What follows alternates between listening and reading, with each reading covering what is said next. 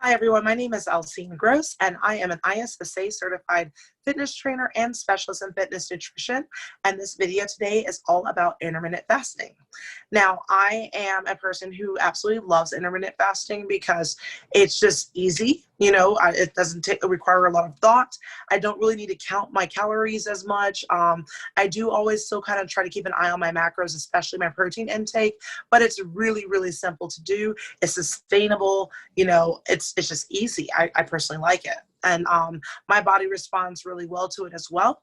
And I've had a lot of questions in regards to intermittent fasting. So I kind of wanted to do this video to kind of explain what it is and, how it works and the benefits and, the cons to it and things like that. So just kind of go all the way across it. Okay.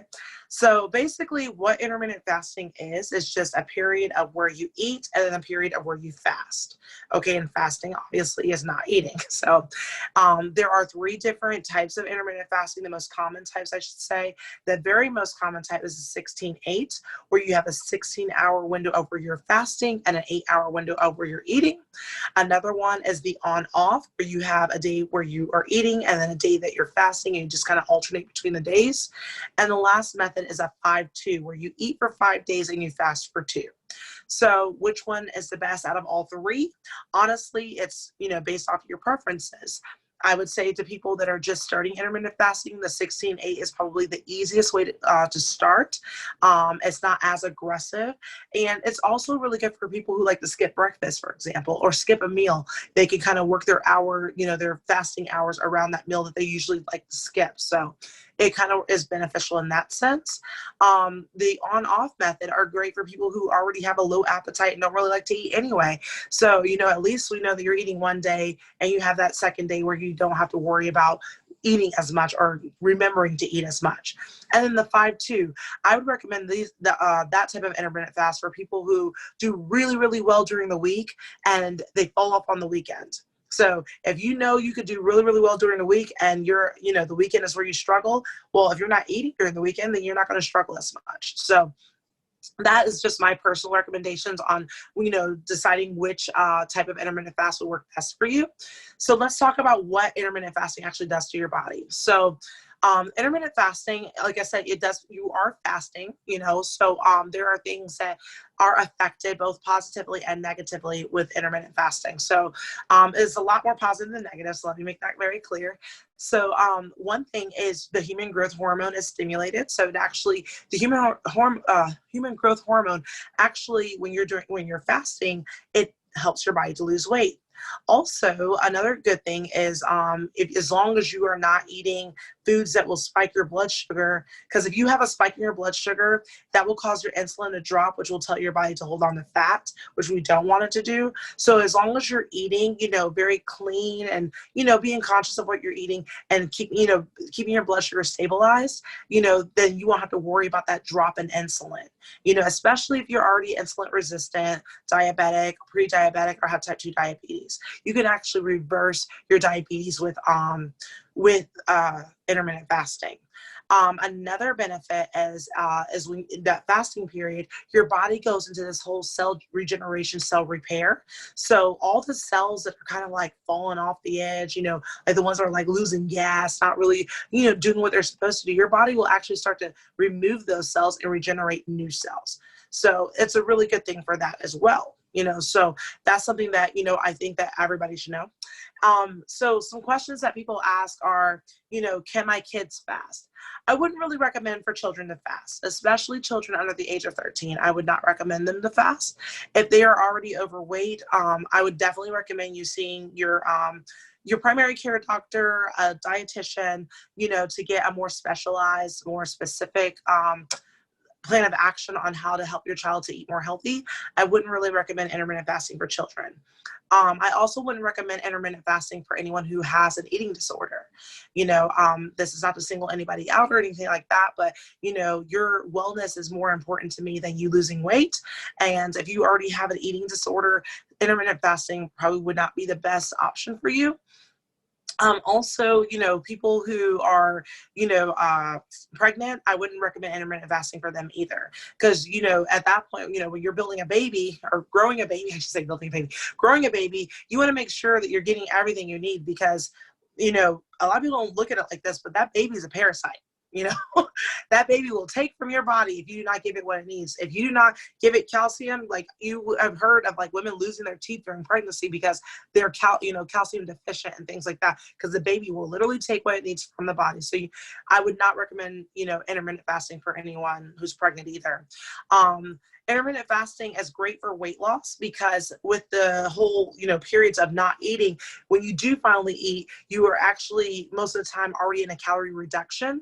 And in order to lose weight, you need to be in a calorie deficit anyway. So this kind of makes it easier for you to be in a calorie deficit. So it's great for weight loss. What was I going to say? When it comes to like calorie deficits, when we talk about that, a pound of fat is 3,500 calories. Calories, all they are is a measurement of energy. Okay, so a pound of fat is 3,500 calories or that much energy. Okay, so in order to get rid of that energy, you would have to be in a deficit. And so if you want to lose a pound of fat a week, you would want to be in a deficit of about 500 calories every day. 500 calories times 7 is 3,500. So you would actually lose a pound a pound a week if you stayed in a calorie deficit of 500 calories. And obviously if you want to lose 2 pounds, you'd be in 1,000 calorie deficit. Healthy weight loss is anywhere between 1 and 3 pounds a week. Any more than that is a little aggressive unless you're a lot heavier. So that's the general statement regarding that. Also, what can you eat during your fasting period? Nothing. Can you drink? Yes. You want to stay with 0-calorie beverage drinks. So coffee with no sugar or cream, water, herbal teas, things like that. 0-calorie beverages is what you want to drink during the fasting period, because if you eat anything that has sugar or carbohydrates or anything like that, it will actually break your fast. So all those great benefits that you're getting from fasting would go away before you could actually see the benefits. So definitely you want to stay with 0-calorie beverages during the fast. Let's see. I'm looking at my notes to make sure I don't forget anything. Can you work out while you're fasting? You definitely can. I would still recommend, though, after your workout that you're getting some type of branched chain amino acids, BCAAs, but be very, very careful about the BCAAs you choose to take, because nowadays BCAAs come in all kinds of forms, and most of them have sugar in them because they're trying to make it tasteful for you. So make sure you're reading that label and make sure there's no sugar, no extra or added sugars or anything like that, so you don't break your fast just by drinking the BCAAs or taking a pill. Can fasting cause muscle loss? Any type of calorie reduction is at risk of having muscle loss. However, studies have shown that intermittent fasting you won't lose as much muscle and as you would if you were just reducing calories on your own. So that is a positive. And will intermittent fasting slow down your metabolism?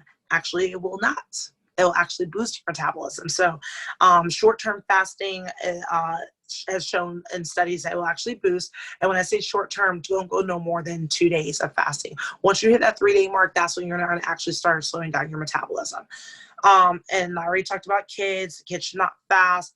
Can you take supplements while fasting? Yes, you can. However, be aware of your fat-soluble supplements. It's always better to take those with food. Your fat-soluble vitamins are like vitamin A, vitamin K, things like that. And I'll put a list down in the description notes to like other fat solubles so that you guys know. But yeah, usually your fat-soluble vitamins, those are the ones that get absorbed in your fat. So they don't just, go out the body, and you got to be very careful with those too, because if you eat too many of them or consume too many of them, they can actually be toxic to your body, especially vitamin A. So you definitely want to eat those with meals. So I wouldn't recommend taking any of those on an empty stomach.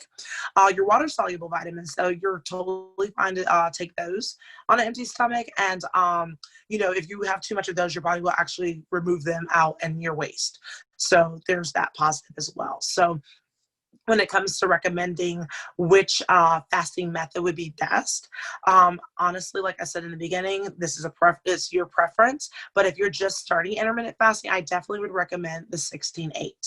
And then as you get more comfortable with it, you could go a little bit more aggressive and maybe go the day on, day off, or increase the window from 16 hours to 18 hours. You could do something like that until you can get all the way to that day if you want to, if that's your goal. So I hope that answers. I'm so sorry. There's a fly. Not very professional at all, but I'm a real person, so that's what it is. But yeah, so but if you do have any questions, please do not hesitate to ask me.